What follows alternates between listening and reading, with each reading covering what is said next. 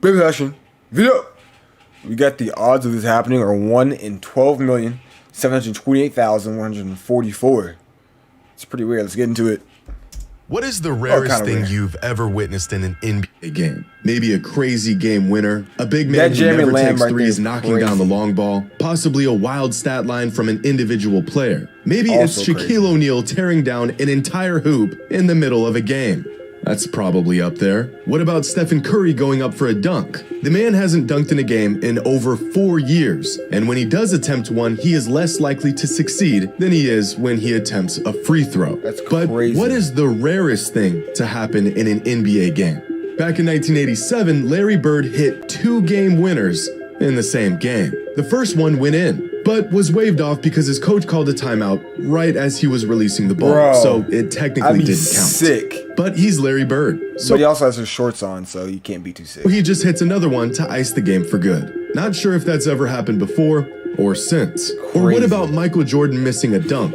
An event like this was so rare that when it happened, opposing fans would celebrate like they just won an NBA championship. The league began keeping track of play-by-play data in Michael's last 4 seasons in the NBA. And in those last 4 seasons, MJ only missed 7 dunks, making it one of the rarest sights in basketball. But what about a play so rare that it's only happened 1 time in the history of the NBA? A play that realistically shouldn't even be possible. Well, I think I found it. And he's still up there with Damian one more Lillard. coming his way. Oh, he just slammed down the board. He gets a technical. He might get thrown out. He does. It's over. Confused. Jimmy, explain it. Shut up, draft. Today's video is sponsored by SeatGeek. My brothers. My bad. That was gonna be anything you're red one or take code 4-point play, a rare moment in basketball that yields more points than any single shot ever could. Tough to pull off, but if you watch enough NBA basketball, you'll see plenty of these. But the 5-point play, now there's an occurrence that even the most avid basketball fans may have never seen in their entire lives. In fact, it's so rare that the NBA doesn't even keep track of the stat. In order to achieve a 5-point play, the stars must align, and a glitch in the matrix needs to occur at just the precise moment. And that's pretty much the only way to pull this thing off. Like in 2014, when the Clippers faced off against the Nuggets, and Ty Lawson pulled this off. No reset on the shot clock. Lawson has to hoist. Foul call? Yes, and a chance for the 4th point. That's 3. That stops the clock. Or the yellow light cone comes on. That's 4. So it is a 5-point play. Absolutely. So it's 3 the 1 and the 1 tech. As soon as the foul is committed, this clock stops. Right. And yes, commentator, that's 5. But this isn't the only method in which a player can achieve a 5-point play. Back in 2018, in a game featuring the Boston Celtics and the OKC Thunder, Kyrie Irving drew a foul on Russell Westbrook while shooting a 3. He hits the shot. Kyrie goes to the line and prepares to sink the extra. By the way, hit the subscribe button right now. We're over 10,000 subscribers. Appreciate subscribe. We're over 10,000 subscribers. Appreciate the subscribe button help out. Thank you very much. Let's go back to the recorded video. To secure the 4-point play. Except he misses it. But he get the balls back and put it back in. 4 points when you can get 5. Without the ball ever changing possession, Kyrie Irving scored 5 straight points, completing the elusive 5-point play. Now, this is the extent to which I thought players could take these rare plays. If 4 points wasn't enough, 5 points in a single play is as many as you're ever going to get. Or at least that's what I thought. After searching the internet for instances of 6 or even... Because all you have to do is have a tech. Because you have to hit a 3-point shot with the foul. But no. Yeah, a 3-point play with the foul. Have a tech happen. So you hit that free throw. So you have 4. Miss the free throw that you were supposed to shoot because you got fouled for the 3-point shot.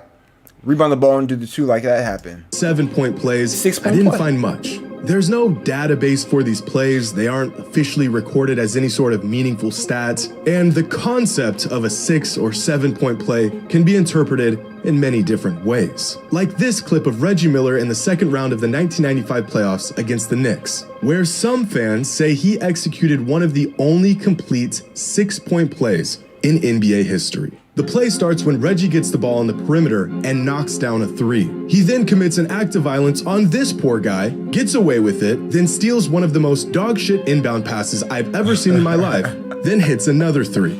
Now, some may call this a 6-point play, but it can't be.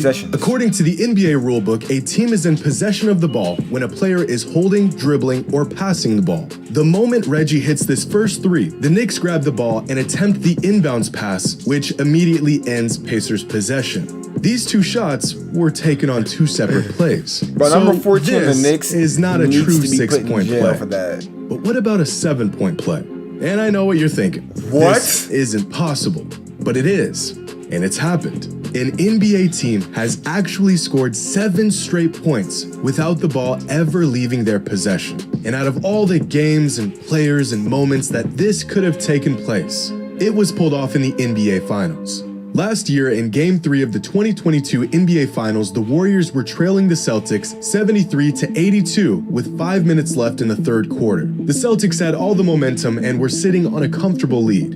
This, however, would not last long. I wouldn't call it 7 points. With 5 minutes and 6 seconds left on the clock, Steph nails a three-pointer and draws a shooting foul on Al Horford. Yeah, but it's no ordinary shooting foul. Horford did not give Steph enough room to make a safe landing after his shot, so this foul was elevated to a flagrant foul, which means the Warriors are awarded a free throw and possession of the ball. So Steph steps up to the line and knocks down the extra point. All you need is That's a 4. three. After the free throw, the Warriors still have possession, so they inbound the ball and scramble to get an open look, but eventually the rock ends up in the hands of Otto Porter Jr. Keep in mind, we are still on the same singular possession that started with Steph's three. Now, Otto didn't need to take this shot. There's still 12 seconds left on the clock. And, well, he's got 2 of the best shooters we've ever seen standing right behind him. Like this anyways? But he pulls up anyways. And he drills it. In just 13 seconds of game time, the Warriors closed a near 9-point deficit to just 2, completing possibly the first and only 7-point play. That's probably why they lost the finals. Hold on a second. Did all of this truly take place in the same play or multiple plays? Well, you could certainly make the argument that this three-pointer and this three-pointer took place on 2 distinct different plays. Right. So what exactly is a play in the NBA? Well, to find a definitive ruling on the matter, I looked it up. And this didn't help. But regardless of how you define a play, the Golden State Warriors managed to score 7 points on 1 single possession without ever missing a shot. You may never see anything like this again. And this, my friends, is where the line ends. This is where the possibilities of weird and unlikely circumstances all piling up into one play comes to an end. To score more than 7 points in a single play would be a 1 in a million chance. In fact, there can be as many as 250,000 possessions in any given NBA season. Multiply that over the course of decades and decades of games, and the odds of a single play yielding more than 7 points is not just 1 in a million, it's 1 in millions. And yet it's happened. I knew 8 it! Points. 1 play. I knew it was coming. It's February 13th, 2019. The Warriors, again, are facing the Blazers in Portland. There's about 4 minutes left in the fourth, and the Blazers have taken control of the game. The score is 110 to 103. Blazers have the lead and possession. The Warriors... Bro, Clay likes to talk trash, bro. And for a guy who says holy cannoli, I'm surprised he likes to talk trash. Are completely unraveling. Draymond Green is becoming more unhinged with each passing moment. So in an effort to stop the bleeding, Draymond does what only he could do as the all-time elite defensive player that he is. Lead in the fourth quarter of that game. Absolutely hack the opposing player. Zach Collins is awarded 2 free throws and heads to the line. And this, my friends, is where all hell breaks loose. The refs review the foul and bump the call from a common foul to a flagrant foul. That means the Blazers will retain possession after the free throws. Draymond Green can't believe the call, so he attempts to do what no player has ever done before. Convince the ref to overturn the call by shouting in his face. This does not work, and Draymond is handed a technical foul. But while all of this is unfolding, Steve Kerr is descending into a manic episode over the call. So now he's ripping the ref a new one. Ref ain't having it, so he throws Steve Kerr out of the game. Chaos ensues. In a matter of 60 seconds, Draymond's original shooting foul has turned into 2 free throws from the flagrant foul, 3 free throws from the technical fouls, and possession of the ball back to the Blazers. So Damian Lillard steps to the line and knocks down the first free throw from the first tech, and that's 1 point. He knocks down the second free throw from the second technical foul, and that's 2 points. He steps up for the third free throw from the third tech, and he nails that. That's 3 points. But now Zach Collins steps up to the line to shoot his 2 free throws from the flagrant foul committed by Draymond, and he knocks down both.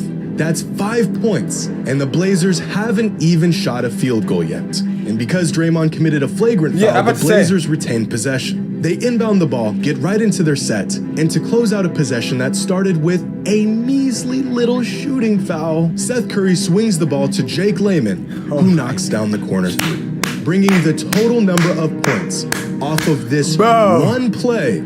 If any team was going to give this up, it would be Draymond Green and the Warriors. It would be Draymond Green and the Warriors.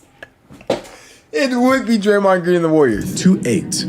And that, ladies and gentlemen, is how the Portland Trail Blazers became the first NBA team to pull off an 8-point play. And these 8 points didn't just come off of one possession. They all came from the same singular play. In fact, there's only one distinct play that took place throughout this entire sequence of events, and that was the final cross-court pass to Layman. Draymond's initial foul sparked a series of events that spiraled into absolute chaos and resulted in Draymond Green is a true Hall of Fame menace to society.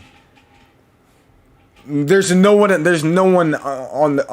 NBA who has this type of who has the ability to do this. This is only Draymond Green. Only one. Points on one play. But you don't gotta take my word for it. On the Trailblazers official channel, they posted this entire sequence, describing it in one sentence. I looked, I scoured the web, and according to everything I can find, this is the one and only time in NBA history that a team managed to pull off the impossibly rare 8-point play. The rarest play in NBA history. Well, make sure you like, subscribe, comment, ask you next. Doses. Kings, but to come in 5.